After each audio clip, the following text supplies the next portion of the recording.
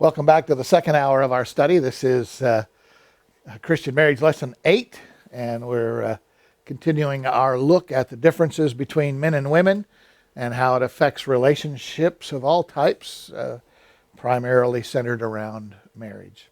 So we'll begin our second hour of study today with the opportunity to utilize 1 John 1:9 to confess any sins, to be cleansed from all unrighteousness, and prepared to hear the Holy Spirit's version of this as we teach it. So please pray with me.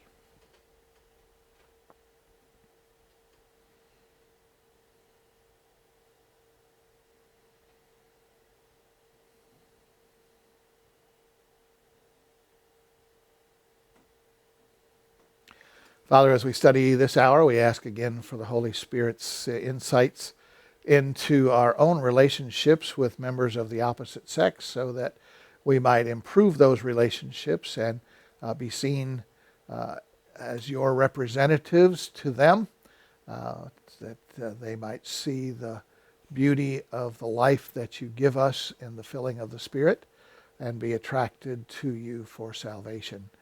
We do it also for improvements in our own relationships in our families, so that we might demonstrate Christian marriage as a model for Christ and the church, and so that people are attracted again to your way of life.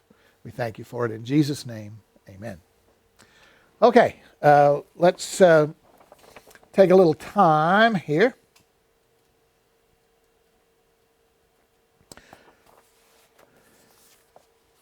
I think we heard last hour about the man will shut up and go to his cave, go away, get away, because it's the honorable thing to do.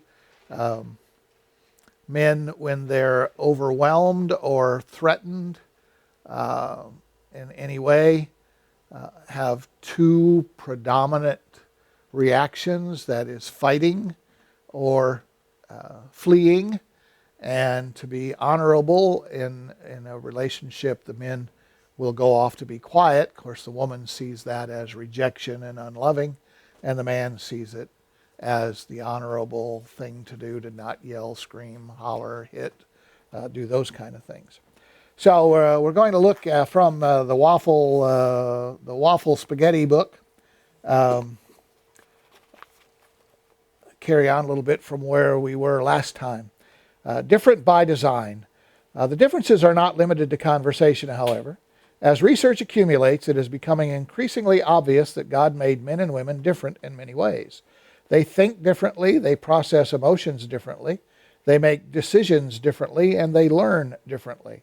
And yet men and women complement one another so beautifully that a healthy relationship makes both partners more complete. Consider the following ways that modern research has highlighted our uniqueness. The differences start in the physical structure of the brain. Now research is confirming that the brains of men and women are subtly different. For example, studies show that human male brains are on average approximately 10% larger than female brains. Certain brain areas in women, however, contain more nerve cells. The differences often then extend to the operation of the brain. One study shows that men and women perform equally well in a test that asks subjects to read a list of nonsense words and determine if they rhyme. Yet imaging results found that women use areas on the right and left sides of the brain, while men only use areas on the left side to complete this test. We find it amusing that even when it comes to the use of the brain, women connect both sides, while men keep it as simple as possible by using only one side. So, what's the difference? It then follows that men and women excel at different tasks. Tests show that women generally can recall lists of words or paragraphs of text better than men. On the other hand, men usually perform better on tests that require the ability to mentally rotate an image in order to solve a problem.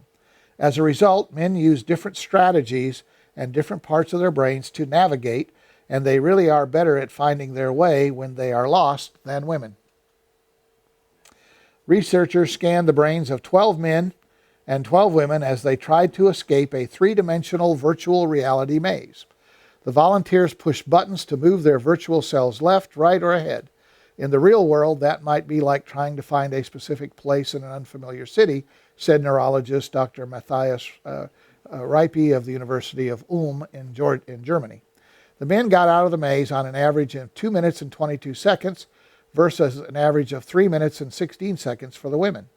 In regard to finding their way, men use geometry to figure it out, such as following a map, while women depend on their memory advantage and landmarks, such as turn right at the drugstore. And it appears this difference is associated with the different parts of the brain that are used. Another interesting development in our understanding of male and female brains is that, on average, that women synthesize the chemical serotonin at a lower level than men. Currently, serotonin is a popular drug target because it has been implicated in a number of diseases, including depression.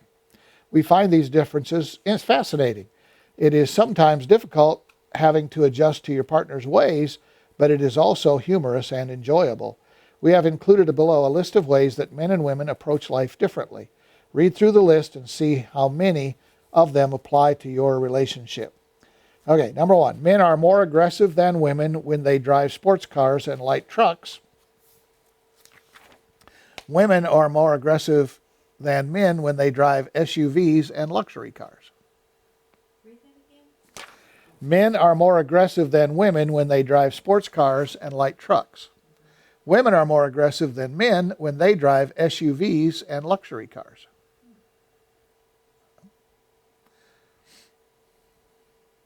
Do you see the difference?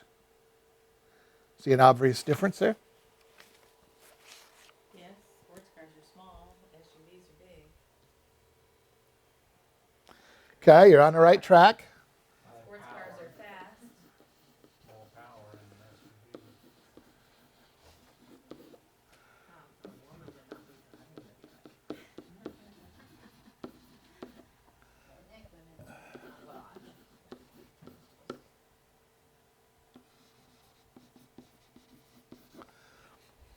Okay, in the first pair, which is bigger?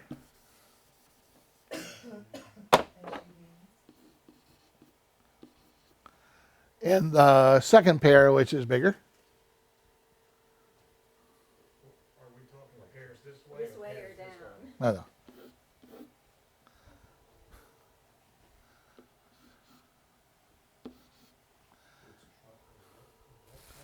Which way does it go?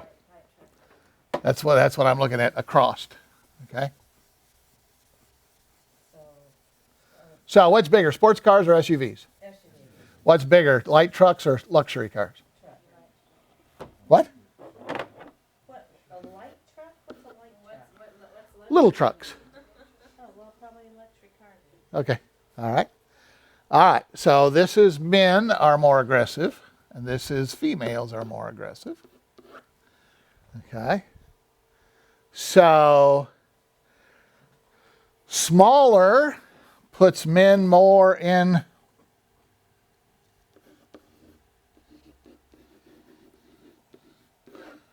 control, okay, because they can handle it and it responds and so on, where women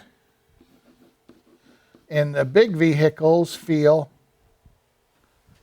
safe, secure. Okay? And safety is one of the concerns of women. That's why they want to be special and cherished and all of that, is to be protected, is to be deemed to be protectable. All right, so that makes sense in that way. Let's see what else we can find.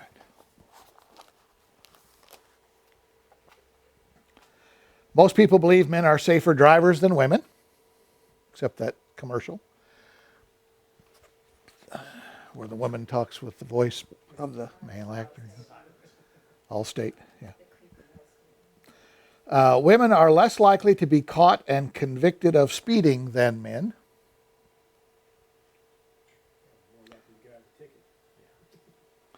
A research project was done on the quiz show Jeopardy! It was discovered that men were more likely than women to appear as contestants, made most of the selections in the game, and won more money. Wagering strategies differed late in the game as men bet a higher percentage of their earnings than did women, but only when wagering on masculine topics. When men perform as well as they expected at a particular task, they tend to attribute their success to their own skill or intelligence. If they perform below their expectations, they tend to blame it on bad luck or some factor out of their control. Okay? Men do not want to see themselves or have other people see them as failures. Okay? So, anytime a man does anything, he takes full credit. Anytime he's unable to, then it's the fault of the tool, the car, the circumstances, whatever else. What's that? The dishwasher didn't run when you pushed the power button. If men were athletes when they were growing up, they're more apt to say they didn't become a professional athlete because of an injury, coach didn't like them, or some other reason aside from the fact they were not athletic. Weren't good enough. To be that athlete. Yeah. Is that why I didn't make it? Okay. When women meet their low expectations, they tend to attribute it. Oh, okay. That was weird. Okay. When women meet their low expectations, they tend to attribute it to their lack of ability or intelligence. When women exceed their low prediction for achievement, they tend to attribute it to good luck or some other factor beyond their control. Okay, why did they say that sentence in a different way than they said the male type of sentence? Apparently, Now we're like in opposite positive. yeah. So apparently women have lower expectations, and if they don't meet them, when they meet them, it doesn't make sense to me. I'm not writing it down. Okay. Well, listen to it closely. When women meet their low expectations, they tend to attribute it to their lack of ability or intelligence.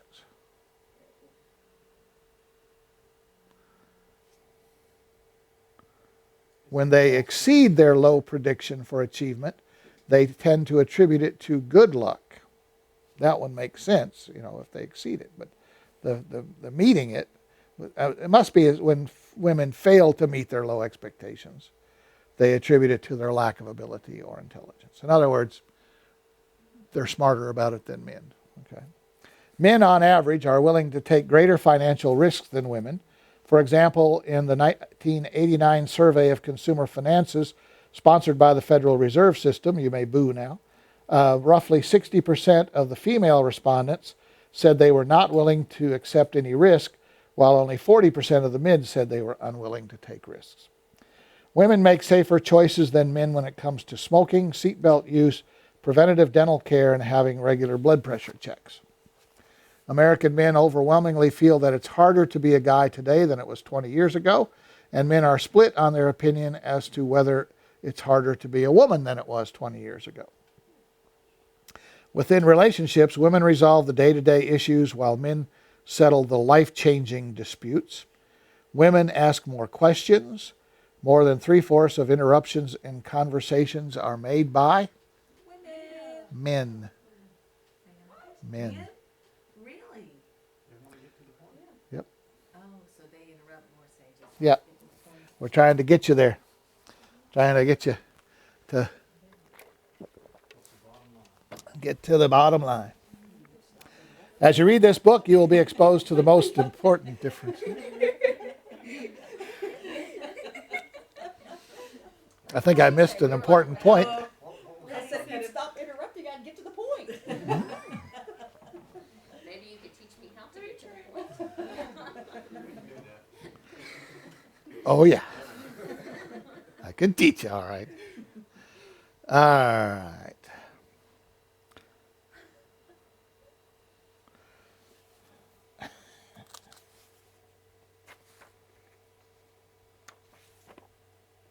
Tell us another one.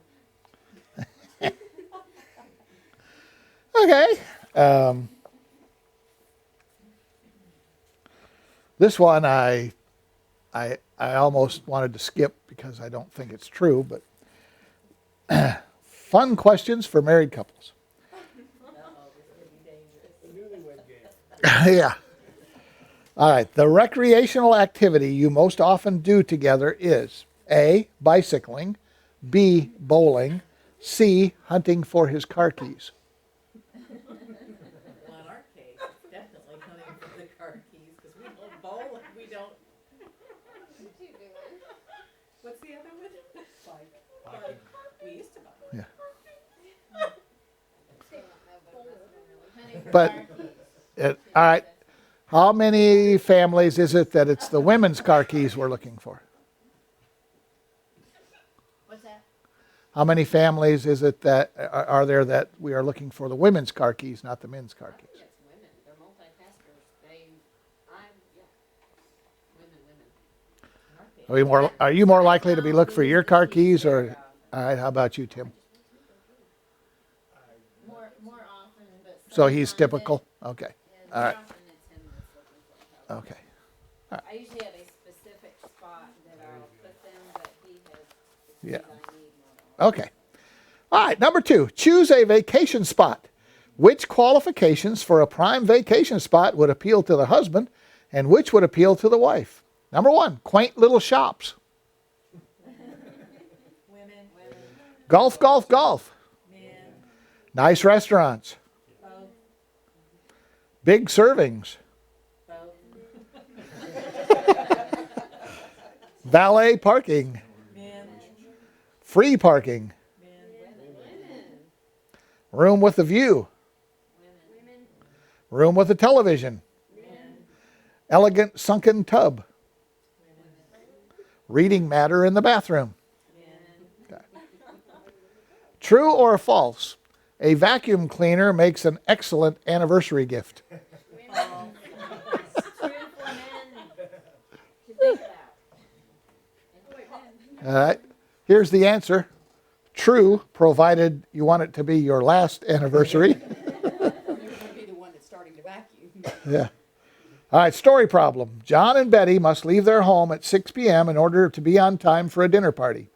John starts to get ready at 5:55 p.m. so he can leave at 6 p.m. What time does Betty need to start getting ready in order to leave by 6 p.m.? About one.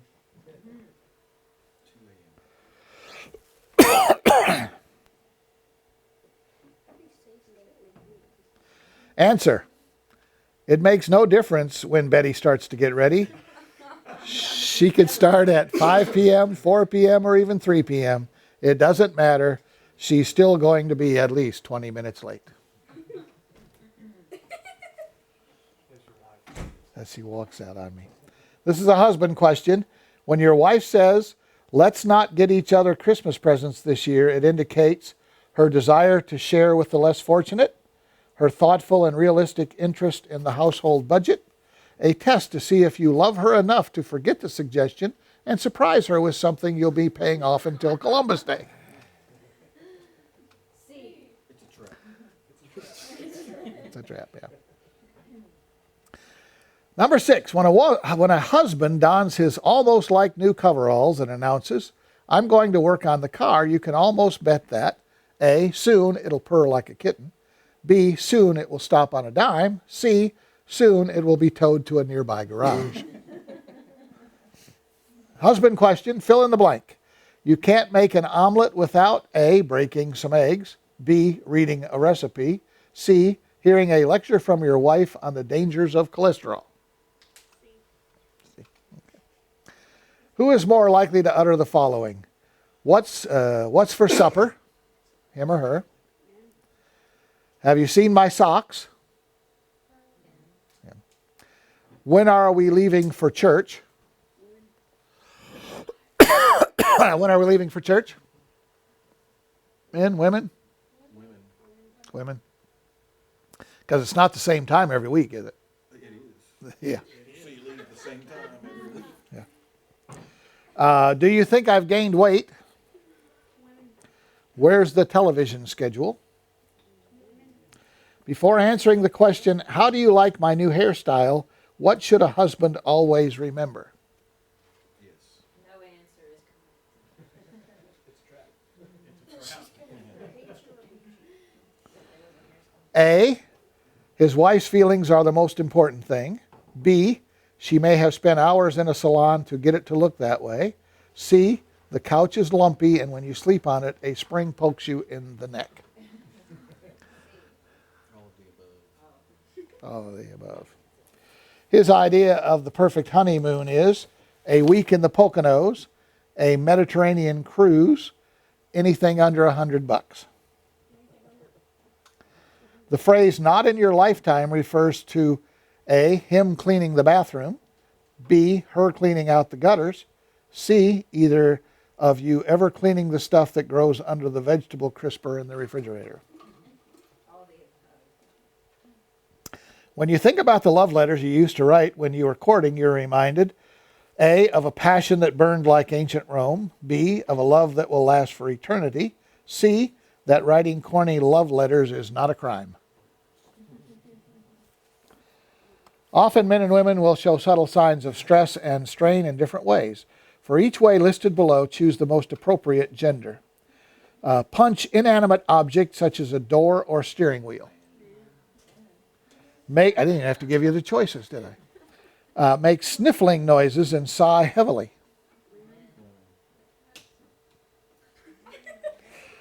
Blame clubs, bats, bowling balls, etc. for poor athletic performance. Men. Yeah. Clamp hands over face and weep. When questioned, keep saying, "Oh, nothing," over and over again. When both of you attend church together, it is best for the husband to wear A, a dark suit, B, a tuxedo, C, whatever his wife picks out. Don't think we have that problem here. When the waiter asks what you'd like for dessert, a wife's most common response is A, chocolate mousse, please. B, I'll try the cheesecake. B, that was B. C, oh, nothing for me, I'll have a teensy bite of his. C. Huh? Who says that? I think that's the wife. C, oh, nothing, I'll have a teensy bite. That's C. The wife Yeah. usually says that. Yep. Your husband tries on his high school jacket and finds he can no longer snap it up. A wife's best response is A, maybe it shrunk. B, I like you a little less skinny. C, that jacket would look dumb on a bald guy anyway.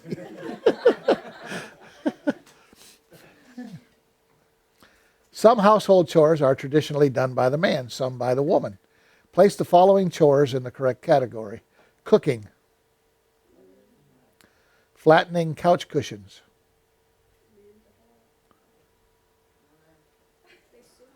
You know, smoothing out the couch cushions. Cleaning. Tossing newspaper sections around. Dusting. Snoring on Saturday afternoon. Your spouse is snoring, you should A, accept it as a minor flaw in an otherwise perfect mate. B, gently nudge him and say, roll over, dear. C, put a pair of sweatpants over his head and tighten the drawstring. 19, who wants which addition to the house? 1, a cozy breakfast nook. 2, a red velour wallpapered den with big leather couches and a pinball machine and a pool table and a moose head and a telephone that looks like a football helmet and a huge screen TV and a stereo that tapes with tapes of every college basketball game played and a train set, and, well, you get the idea. When riding with your husband on long car trips, you use the hours of quiet time to A, discuss meaningful topics, B, point out the beauty of the scenery, C, excitedly warn him of impending danger that you can barely see as a tiny speck on the horizon. See, I'm looking at Jonah.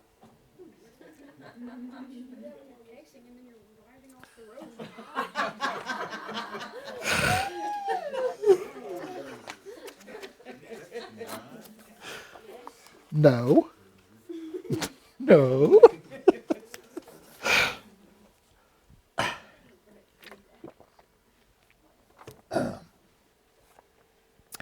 If a long-time married couple is in the bathtub together, It can only mean A, they still feel passionately about each other. B, their love life is spontaneous and exciting. C, he's grouting some loose tile while she tries to get rid of the stubborn soap scum. 22, true or false? The husband often lets his wife answer the telephone because it's usually for her anyway. False. The husband often lets his wife answer the telephone because if he doesn't, he may end up talking to her mother.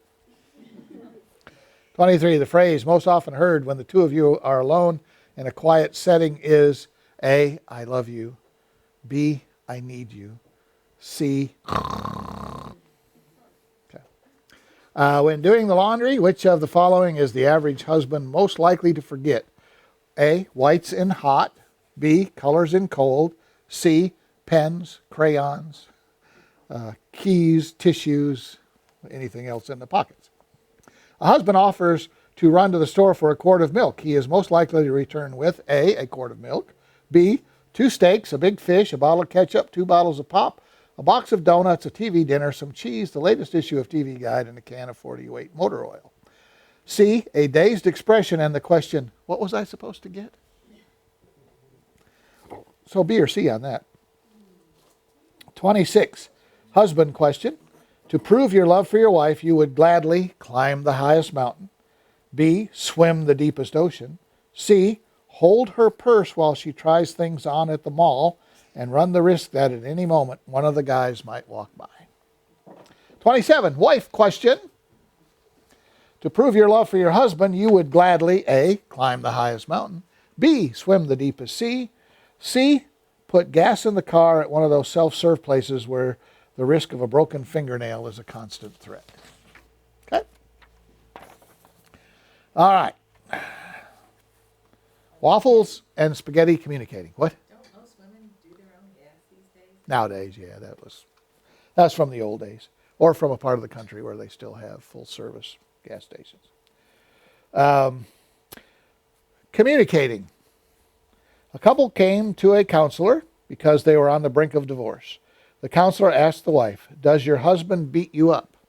She answered, no, I beat him up by several hours every morning.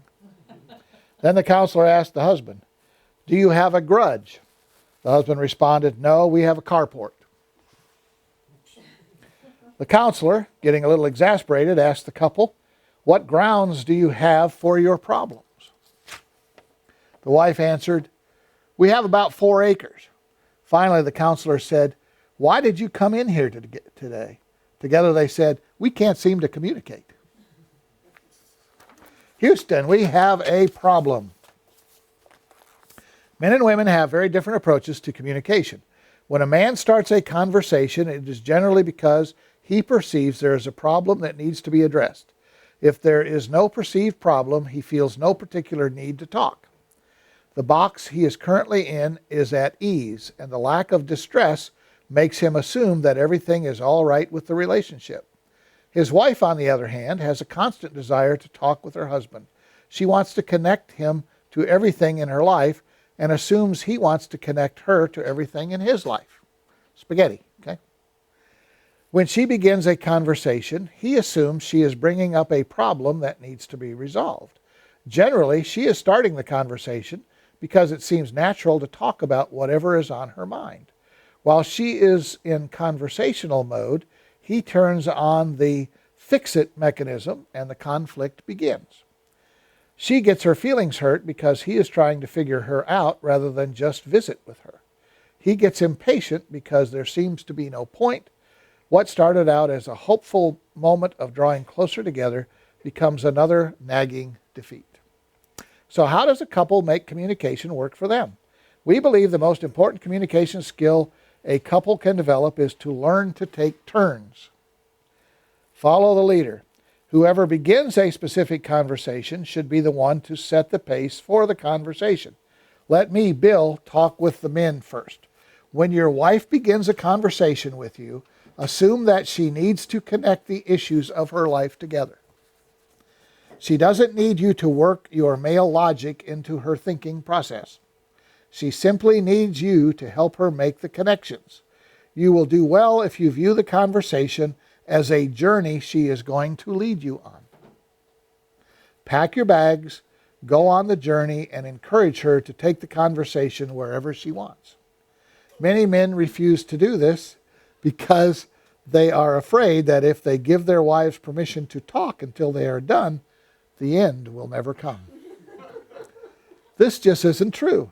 Most men don't know this, however, because they have never helped their wives finish a conversation. Your wife is driven to connect because she is aware of all the issues of her life, and because it is impossible to fix every issue in her life all at once, she approaches things differently than you. Before she looks for solutions, she interacts with each part of her life and experiences the appropriate emotion of each issue. Things she should be upset with, she gets upset about. Things that are exciting bring giggles and enthusiasm. Things that are intense bring focused concentration. Each issue gets its own emotional reaction. That is why she can experience such a range of emotions in one conversation. Just because you, as a man, cannot keep up with her does not mean that your way is better. If you are willing to serve this need of hers, you will be married to a much happier woman. You will know when she is done connecting things together because she will let out a deep sigh and say something like, "You understand me like no one else in the world." Or, "You are my best friend, thank you." You may not really understand what she is going through, but it will definitely make her life better. A common complaint for men is that their wives ramble on, and on, and on, and on, seemingly with no point. Because they cannot figure out where the conversation is going, they feel powerless to do anything about it. A sense of failure sets in, and he concludes his wife is unreasonable and unable to think through issues. All right, going the distance. A new perspective is needed. Men, to help you understand your wife's need to finish conversations, imagine if everything in your life ended early. What if you were never able to finish a meal because it was taken away from you when you were halfway through? What if every sporting event you watched on TV was turned off 5 minutes before the end of the game? What if every sexual encounter ended before its climax? What if every project you started had to be abandoned before you were able to finish it? How are you feeling? Can you sense the frustration and irritation this would bring? If life were actually like this, your anger would always be close to the surface, and your motivation to keep pursuing these activities would be shattered. This is the way your wife feels when she is not able to finish conversations with you. She experiences the same frustration and irritation. Her motivation is to keep talking is threatened, but her need to talk with you won't go away. She builds up hope that this time you will be interested, only to have it shattered by your insistence on getting to the point. The game has ended early, and the project must be left unfinished and unattended. You can avoid this irritating chain of events by simply taking some time to listen to your wife on a regular basis. She will keep things more connected, and your life will be easier. The older you get, the more I realize the value of a simple statement like this.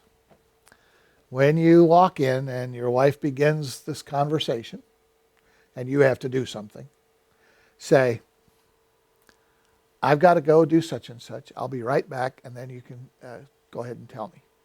Okay? You can tell me that. All right? You go do what you're going to do, and then you come back, and she's forgotten what it was she was going to tell you. So it's over. The conversation's over. No. Then when she would come back, otherwise, if you cut it off by trying to do the get to the point thing, then it's not going to go well. But if you do have to do something, tell her. She'll understand that. She recognizes that. She'll understand that. That would be all right, wouldn't it, women? That'd be all right? You don't even come in, you just go straight to the workshop. Well, that's the easier way. Yeah. Unless I have to come in to get the key and then, okay. You shot yourself in your foot there. No, because we just recently had this conversation. He came in and he said, "Well, what'd you do today?" And I said, work. And that was my answer. He said, "Well, here I'm trying to you a one-word answer. Well, that's what happens after 44 years. You just make it short You and said we sweet. need to communicate. Yeah, this is after she had said, we don't communicate. Then we go Uh, to dinner and he says, what you do? You say, work. Jonah says, way to communicate. Okay. I shared this concept at a conference with a number of couples, and one of the men left more than a little frustrated. He accepted his wife's need to connect everything in her life, but he couldn't figure out a practical plan for helping her. As he continued to ponder the issue, it occurred to him that he could develop a listening box on his waffle. In this box, he defined the problem and invented a solution. The problem was his wife needed to actively visit with him, and the solution was for him to listen to her for half an hour at a time. He now sets the goal of listening to his wife for 30 minutes at a sitting. If he succeeds, he rejoices because he conquered the challenge, and she rejoices because she has connected more of her life to him. Do you actually have to listen, or can you just stare? What's that?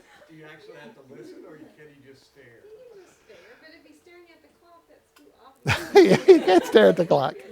You can't do this.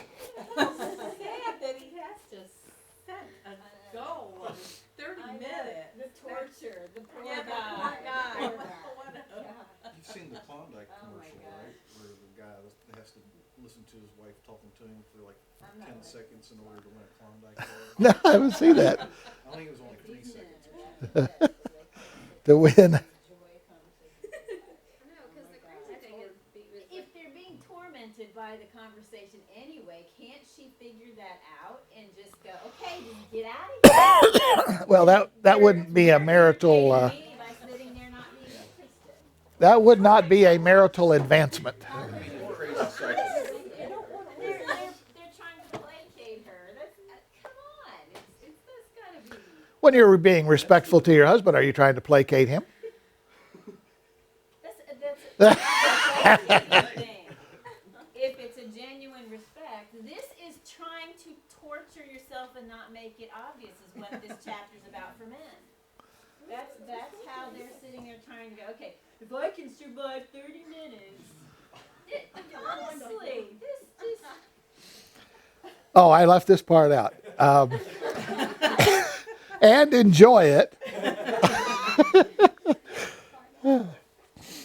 Okay, ladies, when it's your ladies, when it's your husband's turn to talk, you need to practice staying in the box he wants to open. You see, when he brings up an issue for discussion, he actually intends to talk about that issue. That was a slam to women. No, it's just the way men are. Okay? All right. We do not need a chart. We don't.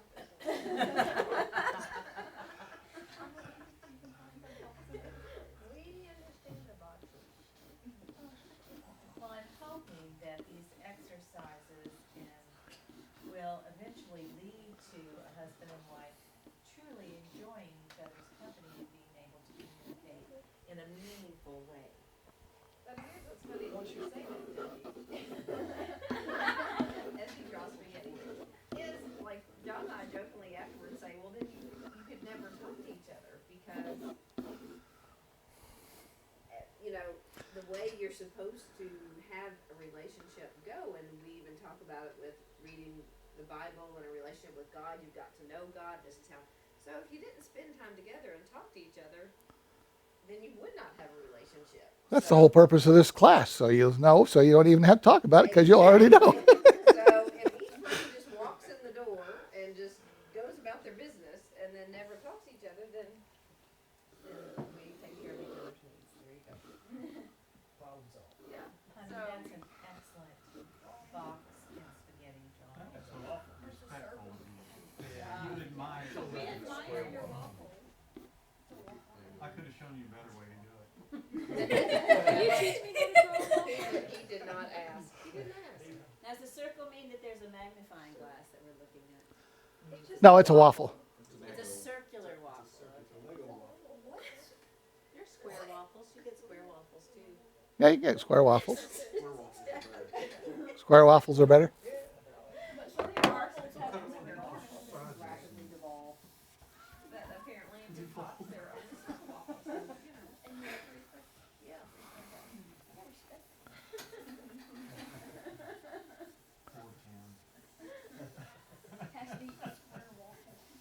I'm trying to be sarcastic with my first comment. Stephanie Tim likes to talk, so you guys can go. Talking. It's you that goes the dog. Okay, now picture this. Ladies, when it is your husband's turn to talk, you need to practice staying in the box he wants to open. You see, when he brings up an issue for discussion, he actually intends to talk about that issue. Okay? That's this box right here. Okay? Now, there is a corresponding point of connection with you right there. Okay? All right? Where's he going? Right here. Where are you tending to go with this?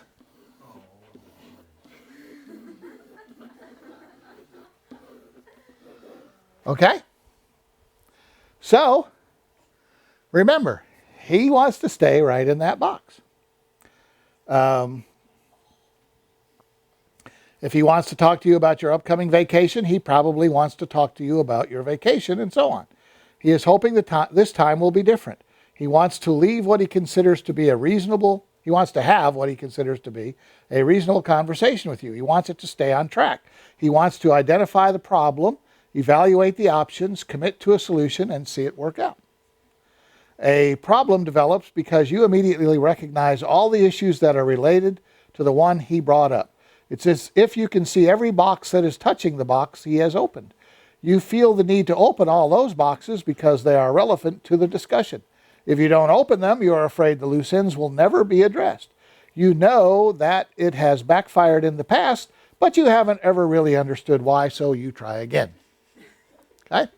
So, let me tell you that spaghetti on top of waffles isn't that good. It just doesn't work that well, okay? So keep your lump of spaghetti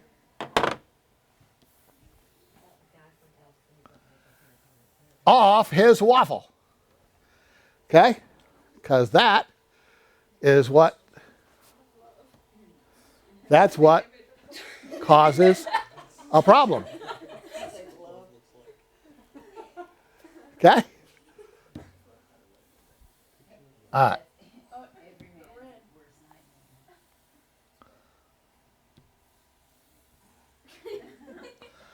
There. Okay? So that's the point. The problem is we women are very impatient listeners. Sounds like men, right? Men want to get to right? We often think that because men don't process life the way we do, they are unfeeling and uncaring. But nothing could be further from the truth. The fact is, we never let them stay in one box long enough to discover their feelings. One cartoon I saw explains how we usually view men and their feelings. A niece came into the room where her uncle was sitting in his recliner. He had done some favors for her, and she wanted to express her thanks. The young woman rambled on and on. "Thank you so much. You always come through for me. What would I do without you?" The uncle finally took a business card out of his pocket, gave it to his niece, and said, "If you take this down to the petroleum store, they will give you 10% off for your petroleum." The petroleum store? Gas station, right. This is old story. All right, I'll try to bring it up to date for you. The gas station, if you take this down. What?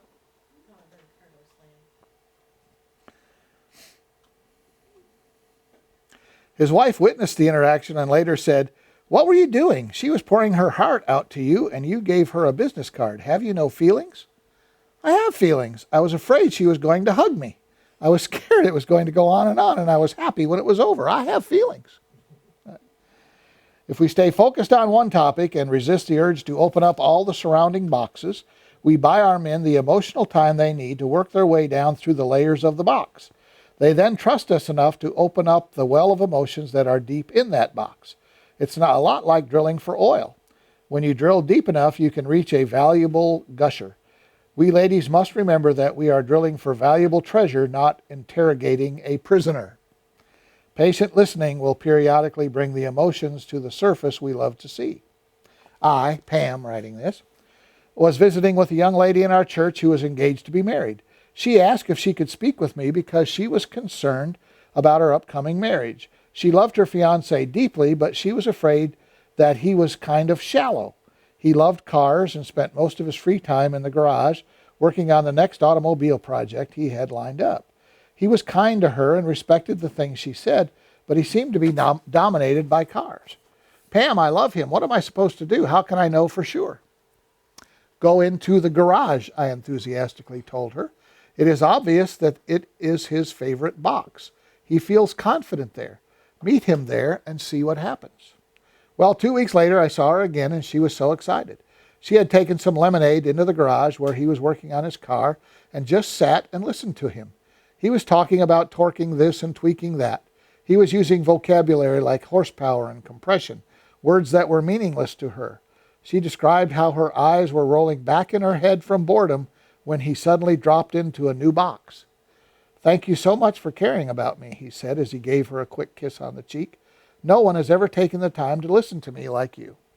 You are the only person I have ever known who has let me go on and on about my cars without getting bored. I can picture myself growing old with you. We are going to have a great life together. With that, he gave her a big hug and then went back to working on his car. She was so touched by the connection she received after the ordeal of listening that she said to me, Pam, I'm going to try to find a better guy and see if this works for him. No, that's not what she said. She said, Pam, I am never leaving the garage again.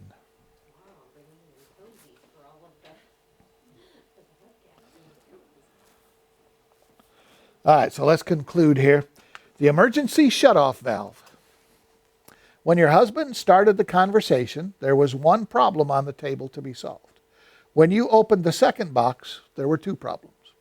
When you opened the third box, there were three, and so on. Every man has his own limit of how many problems he can deal with at once. Because he started the conversation, he is in the problem-solving mode, and so every box you open feels like a separate problem to him. At some point, he crosses the line of how many issues he can handle, and he gets overwhelmed. A man's reaction to being overwhelmed can be varied, but they seem to fall into two categories. He either shuts down or gets angry. If your husband's tendency is to shut down, he may walk away from the conversation or give you the silent treatment. He feels there is no way he can succeed, so he loses motivation. He doesn't know how to keep up with you and thinks he is going to lose the conversation. The only way he can get on level playing ground with you is to bail out. If your husband's tendency is to get angry, he might throw accusations at you, storm out of the house and disappear for a while, or aggressively call off the conversation by telling you to stop talking. The whole time he is telling himself he should not be this angry, but he feels lost and doesn't know how to recover his composure. Rather than expose his lack of control, he protects himself from any further feelings of inadequacy by becoming upset. The end result of either of these approaches is failed communications. Instead of taking turns listening to each other, most couples spend their time trying to change one another. As his wife is breaking down the walls that allows him to separate the issues in his life, he is trying to cut up her spaghetti into squares. They are sincerely trying to make sense of each other, but they only end up confusing each other more. It is as if she is putting marinara sauce on the waffles, and he is putting syrup on the spaghetti of their lives. Taking turns may be hard work, but not taking turns is agonizing. For the couple who wants to find a way to make their differences work for them in communication, they must become good listeners. The amazing thing is that the same listening techniques work for both sides. For the man who wants to be able to travel in conversation with his wife, he must be focused. He must be a focused listener. For the wife who wants to be able to camp in the same box her husband is in, she must be a focused listener. First, let's look at what listening is not. Number one, listening is not an attempt to understand the opposite sex. We have been told numerous times that true intimacy is attained when a couple understands one another. The problem is that a man will never fully understand a woman, and a woman will never fully understand a man. I, Bill, cannot understand what it is like to be a woman because I am not a woman. I will never understand what it is like to be raised by an alcoholic father. I will never know the tension of putting my career on hold for 8 years while I was waiting for my kids to start school. The only way I can relate to these influences in my wife's life is to listen to her and let her explain to me what it was like to be Pam. Many partners are disappointed with each other because they believed that love meant understanding and they failed to achieve it. When the closeness they were promised is missing, they conclude they weren't meant for each other or that they just don't have what it takes. Number 2, listening is not an attempt to become each other's counselor. Good listening does not always start with you leaning toward your spouse, looking deeply into his or her eyes, and with a compassionately whiny voice asking, "How are you feeling today?"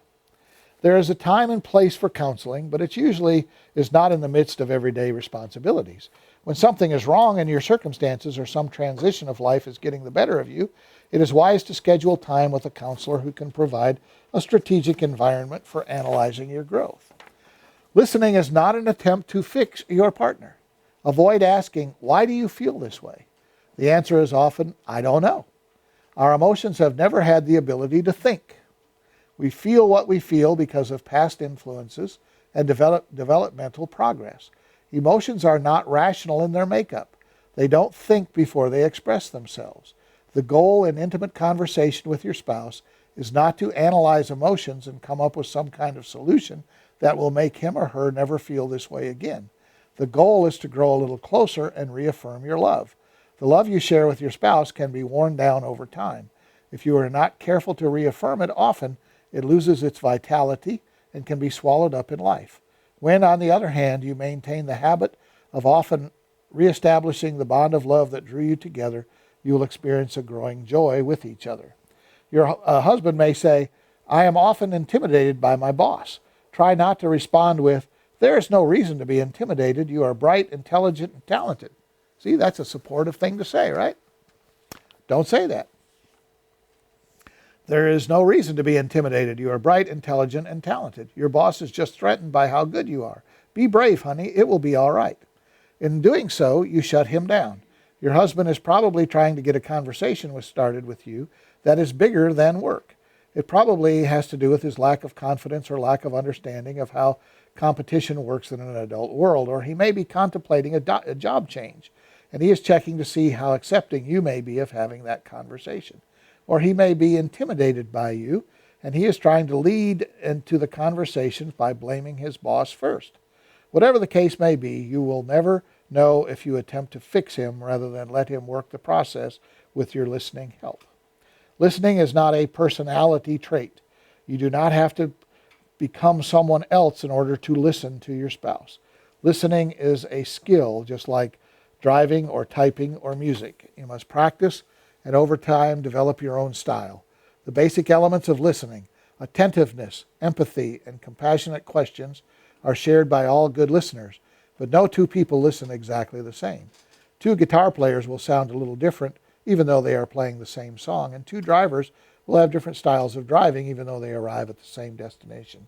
Your ability to listen strategically is determined by how much value you place on it and how hard you are willing to work at it.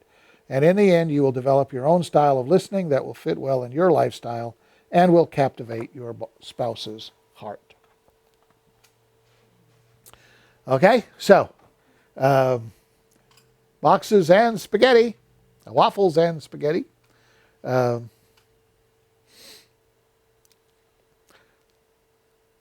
Try to stay, if you are the woman,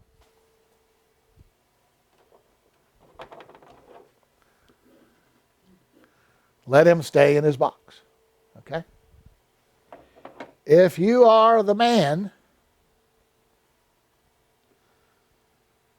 well, that's the wrong color for that, right? Because we already got all these reds. So let's do this. Try to start there and then do this a lot, okay?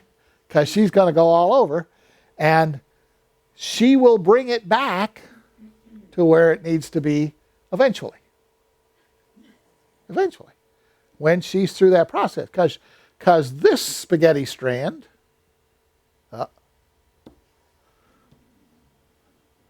these spaghetti strands belong in here somewhere, and she's going to find, aha, right there. And that's the end of her expressing herself in her conversation when she gets to that spaghetti strand. But she cannot find that spaghetti strand by trying to pick out a single spaghetti strand out of this bowl. Okay? It's not like you. It's not like a box that you have everything already compartmentalized. She has a road to get there, and you have to follow that road. And the only way you can do that are